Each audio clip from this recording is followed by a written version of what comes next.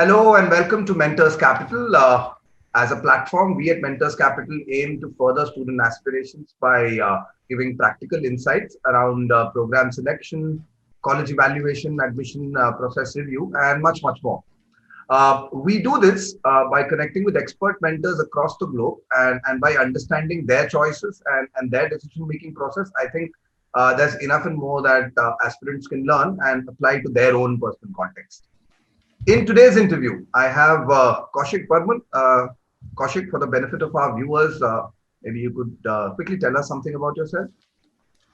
Well, firstly, thank you so much for inviting me for this session, Anand. It's a pleasure to just come and have a chat with you and the wider community, student community.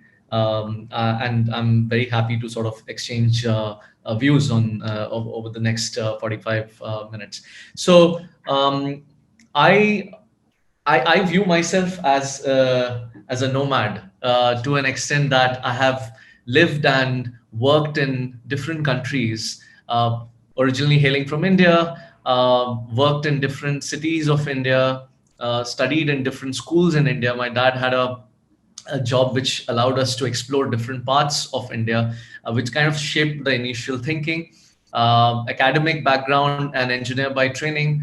Had a passion for engineering design in the initial years, and then very quickly explored different aspects of different functions and aspects of industries.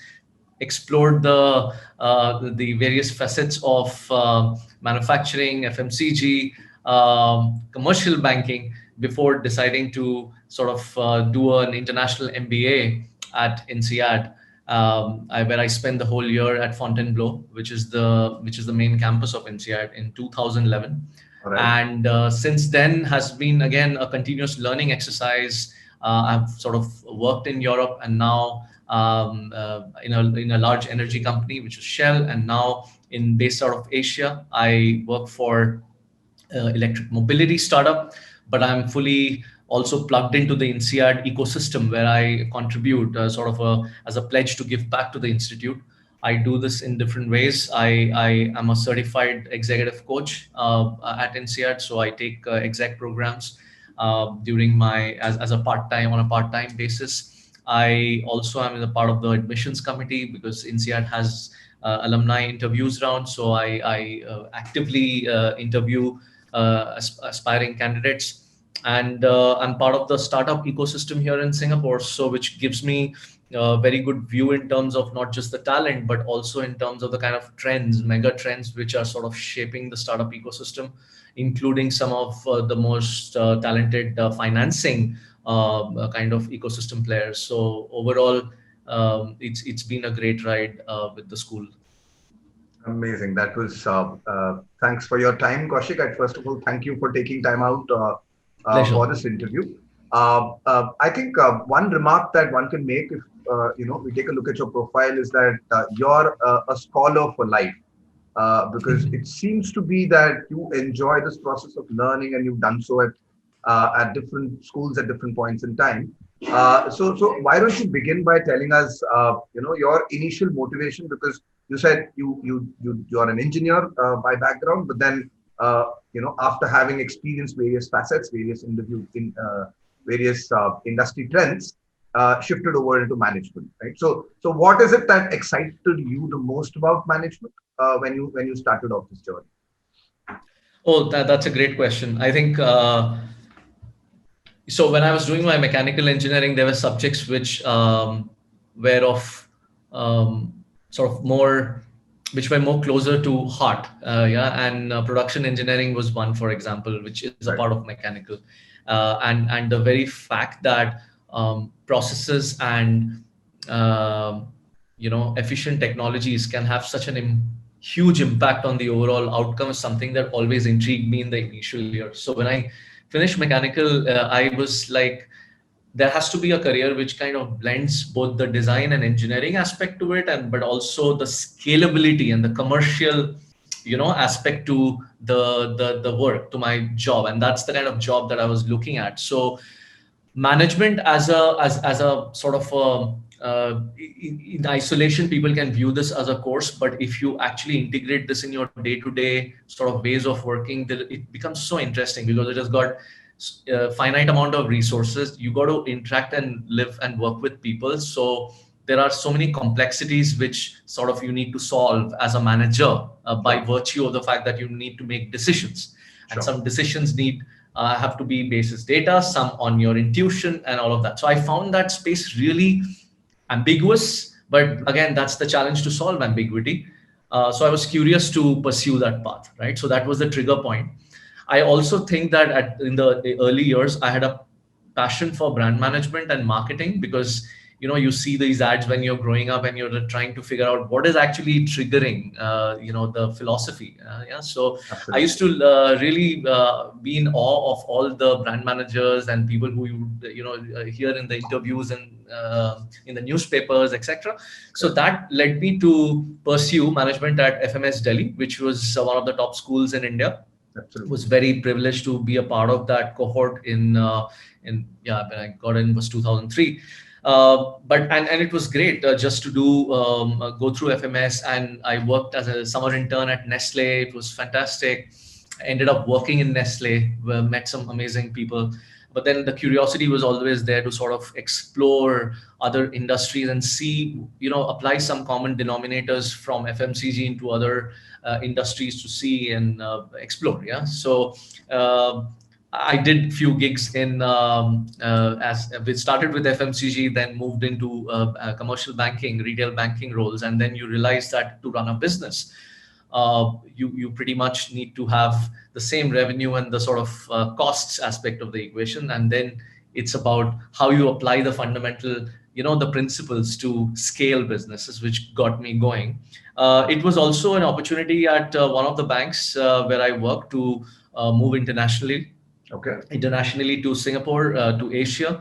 And during that process, it was a bit of my own reflection, self-reflection journey, where I wanted to pursue more academic sort of foundations in an international environment, Right. which I had missed at FMS. And Okay. also from an academic content standpoint, since I was very focused on marketing, I wanted to sort of stretch my boundaries beyond that, right? You want Okay. to sort of really look at coursework in finance, in strategy, and the sort of confluence between these coursework. So I was looking at specific schools which had a good track record in that kind of an academic environment, Right.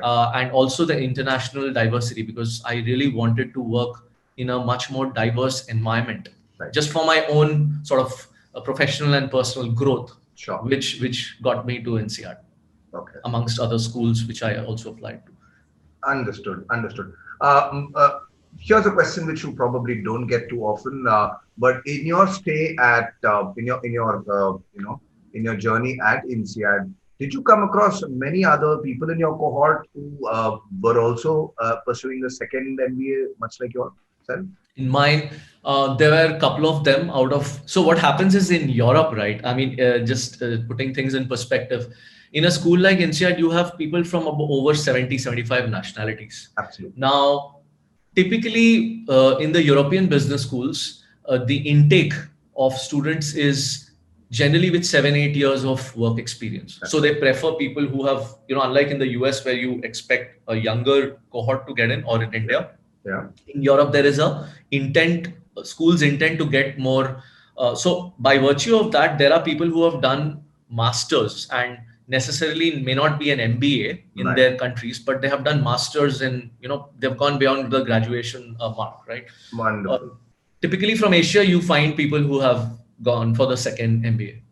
Right. I mean, you actually hit the nail on the head when because you mentioned masters. Because my understanding would be that in Europe, masters programs, especially programs like MIM and specialized masters, are they have been popular and now are ever more in the Yeah. preference list. So I mean, one of the avenues that you're probably telling my viewers is that you do a master's, find yourself employment, but you can always come back and study at the top T school Absolutely.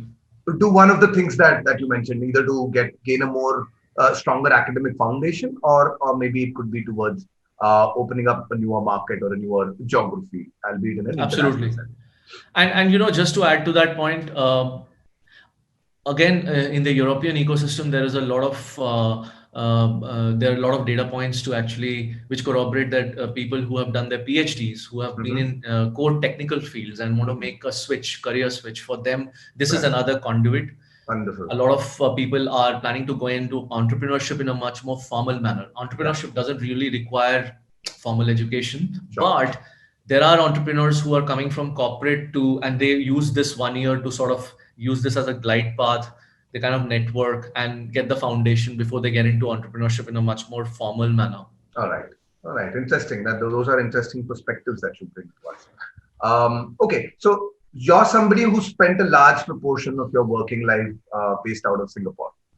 So maybe you could tell us, there is this increasing trend that Asia Pacific is becoming more important in the global markets perspective.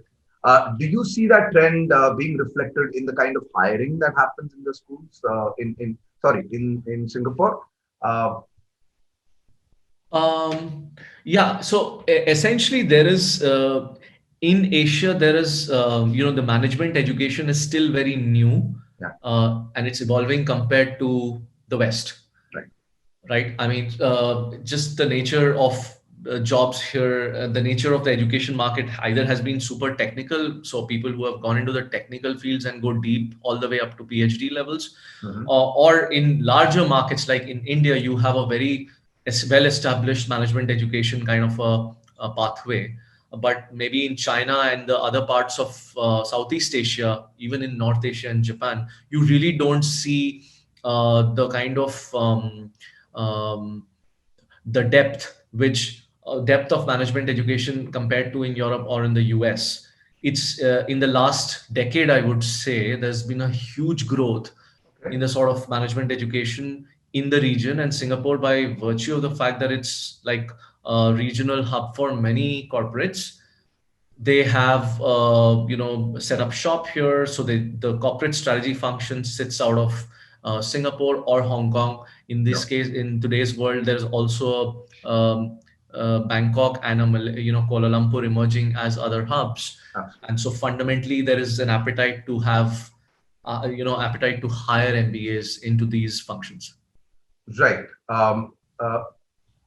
Right. So I'm trying to understand since you mentioned marketing, and so there's this typical question that students typically have that if I study marketing from let's say if I'm an Indian who's pursuing a course in specialization in marketing in a school in let's say Europe or maybe Mhm. Central Asia or Southeast Asia.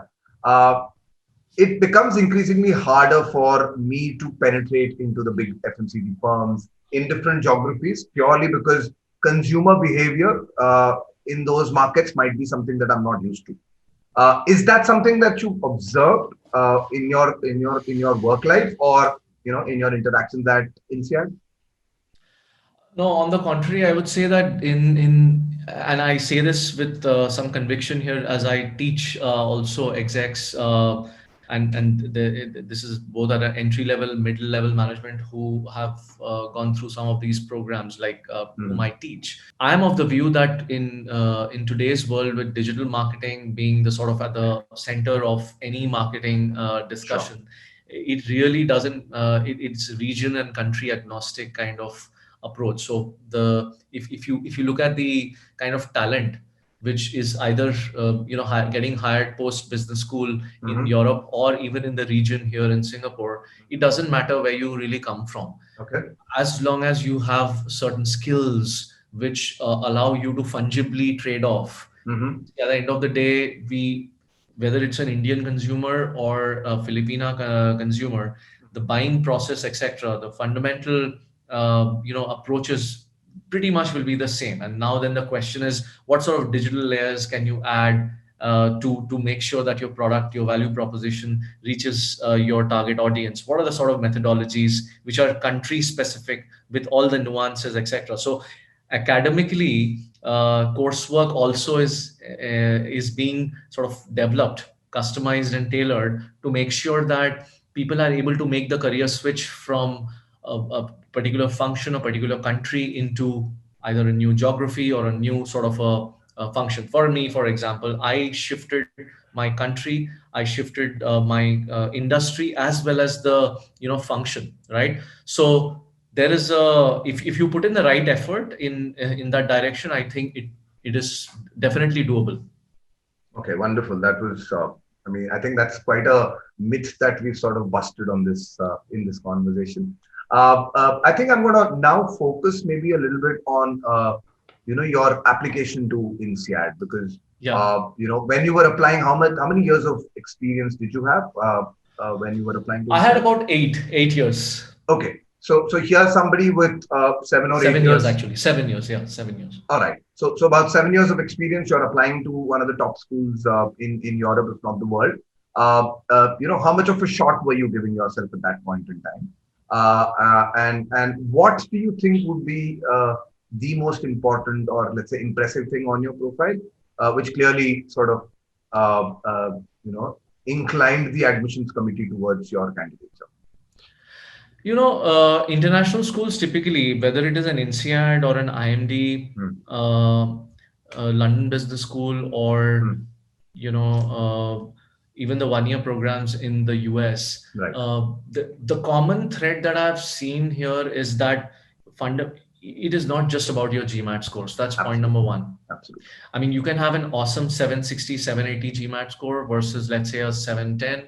A lot of applicants from the region, including India, think that GMAT is the sort of big leveler. That's really not the case. What is really important is how you have explained yourself as a personality and your perspective through the essays. Show a clear career path in terms of what you have done Right. in your professional career, Right. whether you have just have had a career in India or any part of the world, Right. to show that there has been a progression. Right. And most importantly, what's your uh, what's your perspective for diversity, Mhm. and why do you want to do an international MBA? Wonderful. Why not in your home country? So that Correct. articulation Correct. is very, very important. And Correct. that's a narrative that should remain consistent, because you cannot fundamentally change yourself to an extent that you can write something which is not you. So you have to stay authentic, but at the same time explain this whole narrative about yourself.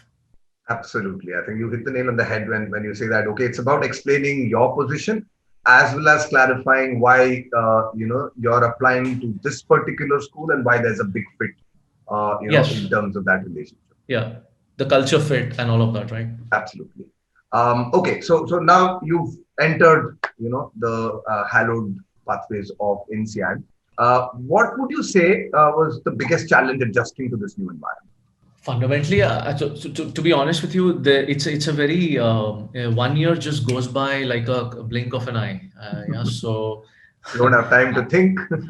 yeah, and literally by the time you enter a school with such international diverse group cohort, you need to really settle in quickly and move at a very fast pace, because the coursework moves at a very fast pace. There Correct. are lots of choices on the table, so you got to Correct. be very, at least start getting some clarity on what you want to prioritize. Yeah. And then of course there is a large social life as well, like any other business school, but INSEAD particularly has a very strong they look out in the right culture fit, where you are able to strike the right balance between academics and social life. Correct. And the social life is not just about, for example, partying, but the social Mm. life is a lot about spending time as a group. You Mhm. are allocated your group, so working on projects and spending time with the group, it takes a toll on your own personal priorities as well. So you got to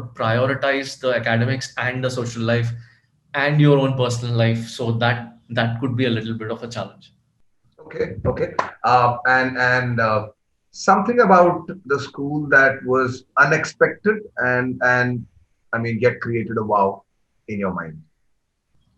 Of course, I mean, I had visited INSEAD campus in Singapore, but Fontainebleau is so pristine and beautiful, and the sheer diversity and depth of the cohort was so much that in any class, and I could see the stark contrast between what I experienced at FMS Definitely. versus INSEAD, where at FMS 80% of the class were engineers, at INSEAD 20% of the class were engineers. Um, and then you start realizing the diverse perspective on a case, and it's a case study based model, where there are so many subjective opinions and all which come in, Yeah. and you got to understand the cultural context behind the subjective opinion of your classmate, right? So Correct. initially, so that took a little longer to understand what the Middle Eastern philosophy would be versus, let's say, Northwest Europe countries. Scandinavia was a different cohort in that sense. We had a lot of people from the US, North America. So it was very interesting in that standpoint to sort of take a step back and actually try and absorb very quickly perspectives behind before you give your opinion, right? So yeah. No, I'm just thinking about it, and I mean, I don't think any amount of socializing or Yeah. research on the internet can prepare you for that. No. Just for that, the sheer diversity of people and mindsets that you get at a truly global school. Yeah.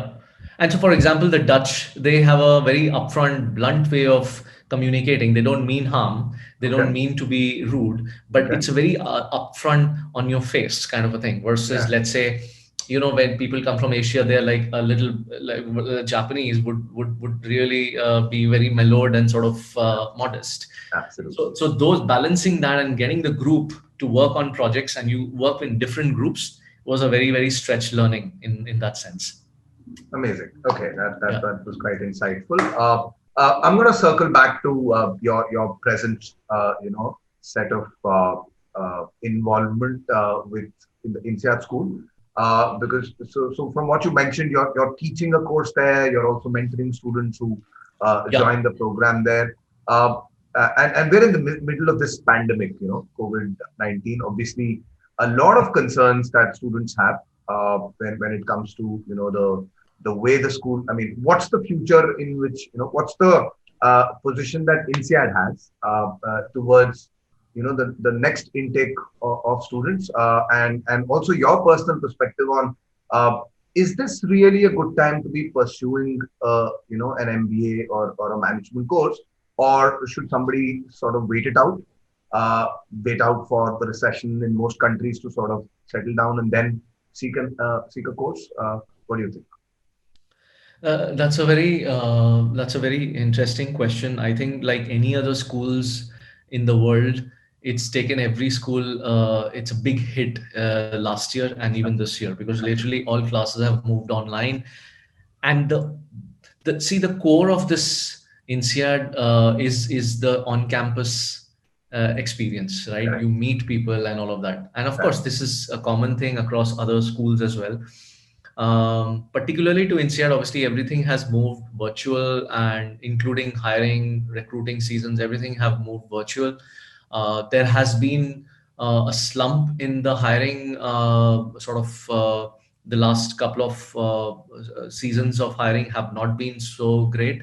Sure. But what the alumni have done is that it's been an unprecedented support given to the school, in terms of every alumni figuring out the best way, the most optimal way in which we can support the school in, especially in recruiting either for internships or full-time offers, or even spread the word around in terms of good resumes, to sort of share it in a much more, the velocity of sharing, the velocity of exchanging information amongst the alumni group. And I'm saying this also because I am the president of the INSEAD Alumni Energy Club in Singapore. Okay. So we are stretching as much as we can to see where we can accommodate students in pro bono internships or paid internships, etc. Because this is the time where everybody has to step up as alumni. It's the minimum ask, right?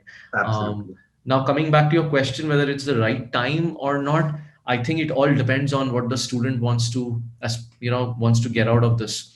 If you're looking at moving geographies, then the reality is it is going to be a uphill task to get the, so you need to really work hard towards it. It's not impossible, but you will really need to stand out, Hmm. differentiate yourself in terms of why the company should be hiring you for a role based in the region. That's point number one.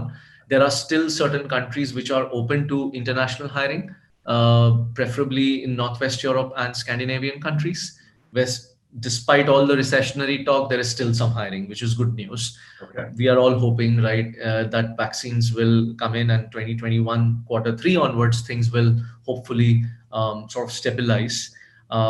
But of course, the next 6 to 9 months, I could view it in this way. If I want to be, if I'm looking at entrepreneurship as my destination, then use this year to sort of really get the foundation strong, get the academic sort of foundation right, so that you know exactly what you want to do, network in a structured manner, so that you're in touch with, the VC world, in touch with the people who are going to give seed funding. So it really depends on what you want to get out in the next 1 year, 1 to 2 years. Absolutely. Could you also tell us a little bit about the new master's courses that INSEAD has launched maybe a year back? Yeah. It's something that's new from the stable of the school. How much of a commitment do you see the school having towards this new course? So INSEAD's, there are a couple of things which they have done really well. So the executive MBA program is really good, which is All called right, the Gemba program. all right. It's really good because they have in the cohort people with more than sort of 10 to 12 years experience in some cases, Uh-huh. and that builds in sort of it's on the lines like literally like the Sloan management program, right? So where you have people who are looking to really step up the next level, the network community. And once you are a Gemba executive MBA, it's all the same alumni community. So I'm having, for example, organizing dinners, and we don't differentiate between a full-time MBA or an executive MBA. They are all MBAs, and Okay. it's a part of the same community. Amazing. Masters in executive, there's another program which is Masters in Finance program, which Right. is again excellent. The content, I have gone through some of the content material and spoken to a few profs, and it's just fantastic. It's really good, especially if you want to build a career focused Amazing. on investment banking, trading, or even fintech. Then that's a nice, good focus sort of a transition to Amazing. getting there, and there's good hiring. MIM is very new. Right. I would at this stage urge some caution in terms of how you really need to be sure in terms of what you want to get out of MIM. Hmm. It's too early days for me to give a qualified comment on that. Okay. Understood. Uh, Circling back to let's say, because you talked about kind of hiring trends. Yeah. So I'm again trying to understand for a student out of India. I think some of the things that from the sectors that usually top of the list would be something like a fintech, finance, or data analytics. Hmm. Do you see these domains as the only avenues, or in this post-COVID world, do you see some change, some shift happening in terms of preferences, or in terms of the way the industry is going to evolve in the next decade or so? Yeah, so there are various ways to prioritize this. The way I see, and some hiring trends that I'm picking up is that Hmm. if there is the right balance that you bring in terms of hard skills, which is Hmm. some skills on programming, some ways of, for example, if you may not be a master coder, but if you have a working knowledge on Python, it Hmm. helps. Sure. If you have a working knowledge on SQL, then it helps. Because even in marketing roles, typically, you will need to read through a lot of data and analytics, and SQL is like, table stake in some of these roles. Like if you are aspiring to join some of these fast growing firms like a Lazada or a Alibaba, or some of these firms which are hiring in big numbers, right? Recession has not really impacted e-commerce and digital side of the equation. So there are lots of opportunities, plenty of opportunities in that direction. So how do you, on your core of if you're interested in marketing, then you need to really keep your core intact, but around the periphery, try and see some skills, gain some skills on the hard skills. Yeah, I mean core sort of programming skills if you can. I think on the soft skills, clearly it should stand out your ability to navigate ambiguity. That is also a key differentiator. And you know what has happened is in the hiring process, like many corporations go through 8-10 rounds of interview process. Sure. Okay, like Amazon has a 14 round, 12 round to 14 round sort of process in some roles, maybe 8 rounds. Shell, for example, has a whole day which goes into recruitment day, and you're given case studies and your group case work and all of that. So you will need to really uh, develop that skill of navigating through ambiguous environments, because Sure. coming from India, you may not know everything, but is there a structure that you can put towards problem solving, right? Correct. That kind of a mindset is something which you'll need to start practicing, and that comes with practice. And I do think that whether it's a fintech or energy or startups which are into at the confluence of tech, Mm-hmm. uh, there product management as a function is gaining a lot of traction, Sure. right? Sure. So user experience, all of that comes in as a part of that as well. Interesting that you mentioned product management, and I'm going to also pick up from your views on picking up the hard skills. Again, I one look at your resume and one finds that you've done a lot of these programs, shorter term programs at MIT, at Harvard, even at your own alma mater. So the question is, when it comes to gaining some of these hard skills, a pre-MBA candidate, somebody who's either Mhm. pursuing his graduation or is working in some sector, do you think it's a good idea to gain those skills through these massive open online courses, MOOCs, like Coursera, edX, and whatnot? Or is it a Absolutely. better idea to go for these college-led programs? How would I compare the two, uh, and how to go about making that choice? No, that's a very good question. I think there is in this world there is of course the structured MBA program which is always going to be there. Okay, but even if you're writing those essays and you're preparing your professional background, I think it's a great opportunity that digital has literally made the costs of attending a mock course, online course, Yeah, at literally fraction of what it would be to get an MBA from a good school. that's it. And not only that, it expands your horizon. So if let's say you're in a marketing function, there are so many digital marketing courses which are available, and these are high quality stuff that you can pick up and apply in your current job. Mm-hmm. Or even if you're not working on interning, you can learn that and apply in your internship.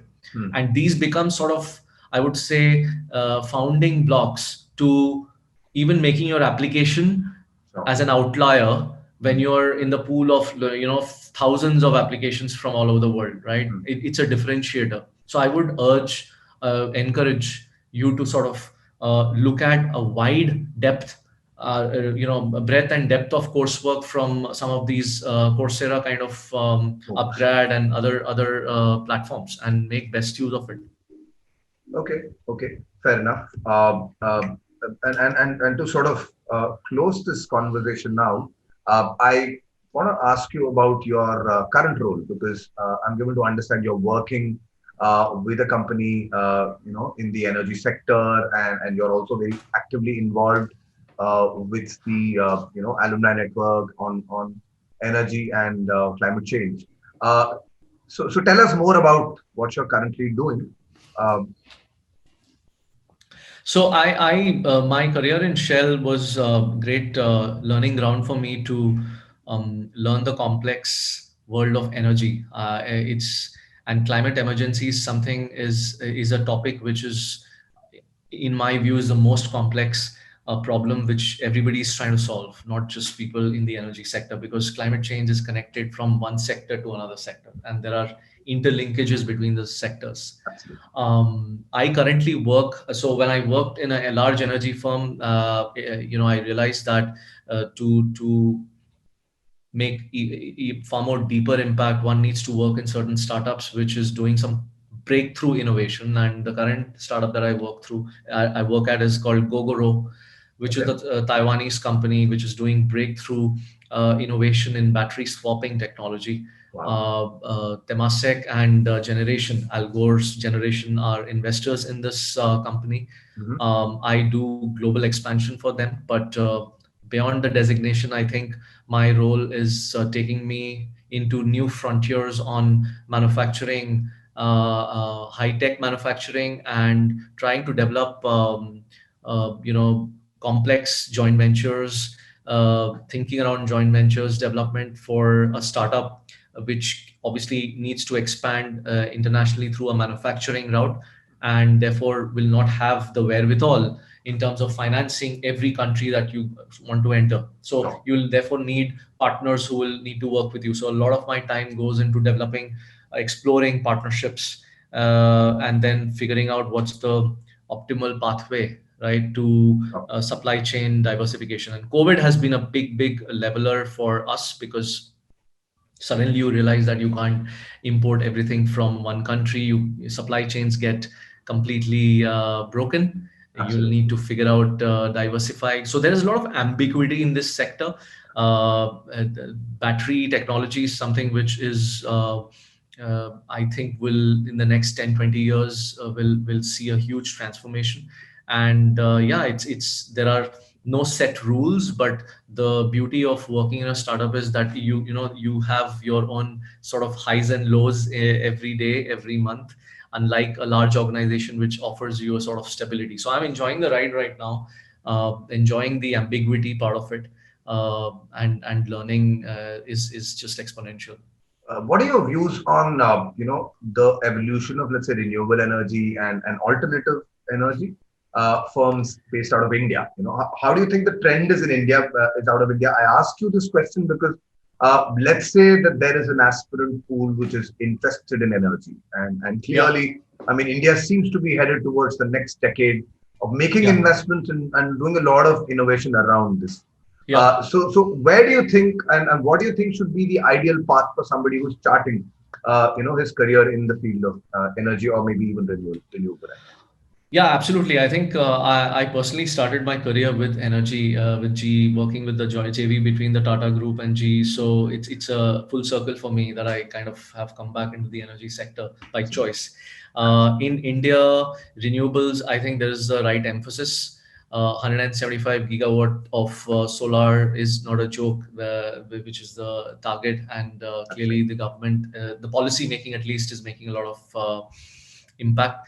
My If I were to rewind back in time, and if I were telling myself that, go back 20 years to see what would I do differently, um, I would spend a lot of time also getting my hands dirty in the policy space.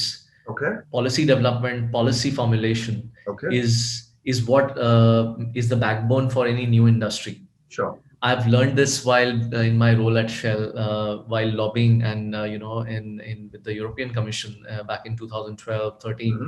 But those were the learnings that in Europe, young graduates who want to make a career in in industry, they spend a significant amount of time in understanding the nuances of policy. Okay.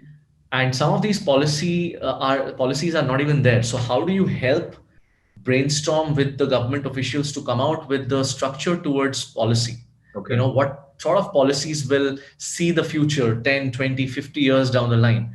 Hmm. That is one key learning that can be transplanted from Europe directly into India, because Europe does 50, 100-year kind of scenario planning, Okay. Okay. and which is also the reason what Niti Aayog today in India is doing, which is a longer term policy development than just a 5-year plan, which used That's to be right. the case like the Soviet style, right? That's right. That's right. So that would be my 2 cents. If beyond what you're doing in energy in terms of working for a new renewable firms, spend your time understanding the nuances of the policy.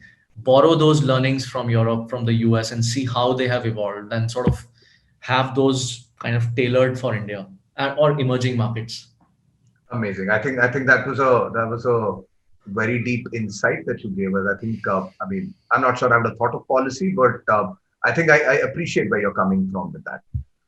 Kaushik, if you have a couple of minutes, can we do a quick rapid fire round. I have a bit Yeah, of fun sure. planned at this. Yeah. Yeah, Okay. sure. So I'm going to shoot a few questions. I mean, this might be a little, casual, but let's see where we head with this. Okay.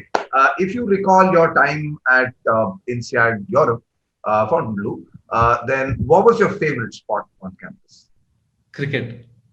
Uh, I think you're talking about sport. I'm talking about sport. Oh, Which was spot. your favorite spot on Well, campus? oh, sorry. The couple of binging places, booze binging places in and around Fontainebleau. That used to be the best place.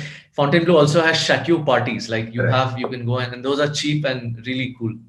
Okay, interesting. Okay, uh, uh, eh, which was your favorite spot in and around the campus? Maybe one memorable road trip or vacation you had there. We did a budget road trip driving through 6 countries Uh-huh. in a span of almost 10 days, 10 to 12 days Okay, between two terms. And it okay, was a budget trip. So we stayed at the cheapest of the hotels. And it was, yeah, it was fun. mind blowing. Any one country that you have the fondest memories about? Switzerland. Switzerland. Okay. Have you It's been to Switzerland? expensive. So it's expensive. So we literally lived on burgers the whole 3 days that we were there. Okay.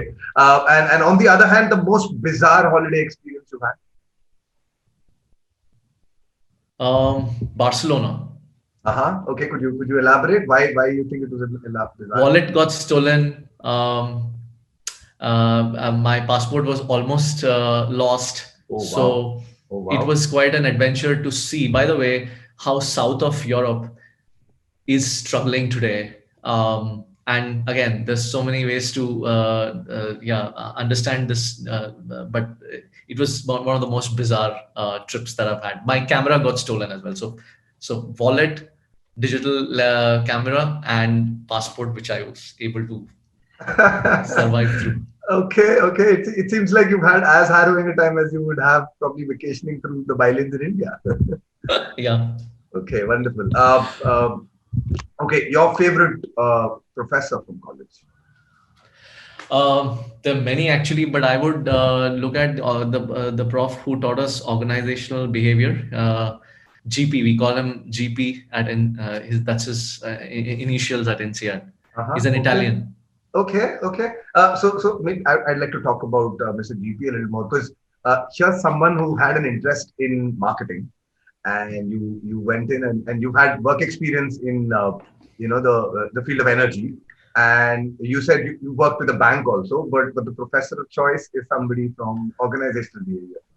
Yeah, it's all about people, right? Anywhere, whatever, right? So he taught the human behavior angle is so interlinked to organizational design, and he married the whole concept of organizational design with the human behavior so Uh-huh. well Uh-huh. through the case studies that even today I always go back into the sort of models which he had shared between and apply those either when I'm working in startups or in a large organization. And power and politics is also another course which comes very close to my mind, and Okay. very very important course in life, right? Power and politics, because as long as Absolutely. you're working with humans around, it'll be there. So Absolutely, absolutely, and more so now that you're in the energy sector, and you mentioned the oh importance of yes, policy. yeah. I guess. Okay, if you were to sum up your university experience as a song, a quotation, or just a single word, what would that be? Wow, that's a difficult one. uh, Yeah, it would be summarized for me. I'm a continuous learner. This is going to be my philosophy. The whatever the next few years that I'm working, or even beyond working. So Robert Miles, the was it Robert Frost? The Frost, miles to go. Yeah, correct. Miles and miles to miles go ago. before I sleep. Yeah. I think I don't remember all the lines, but that is something which I tell myself that curiosity is something which drives me. It has always shaped me as an individual, and there is a deep meaning to what he had mentioned, that miles to go before I sleep, literally. So exploring that, I have absolutely loved this journey, and will hopefully be the same common theme the next few years as well. Absolutely, Kaushik. I mean, a very deep philosophical note at which we, we bring our fun round of or a rapid fire round to a close. I think this was a very enlightening conversation, personally for me as well as I'm sure for our audience. Thanks a lot for your time, Kaushik. Thank I know you. you keep extremely busy. But hope to catch you very soon on an Yeah. engaging conversation like this. Thank you so much, Anand. This is great opportunity again. Always happy to offer any advice or any help anybody in your community would require, student community would require. Feel free to reach out. Really good conversation. Thank you. Absolutely. We do reserve the right to trouble you again. Yeah, pleasure. Thank you. Have a good day, Kaushik. Bye You bye. too. Bye bye.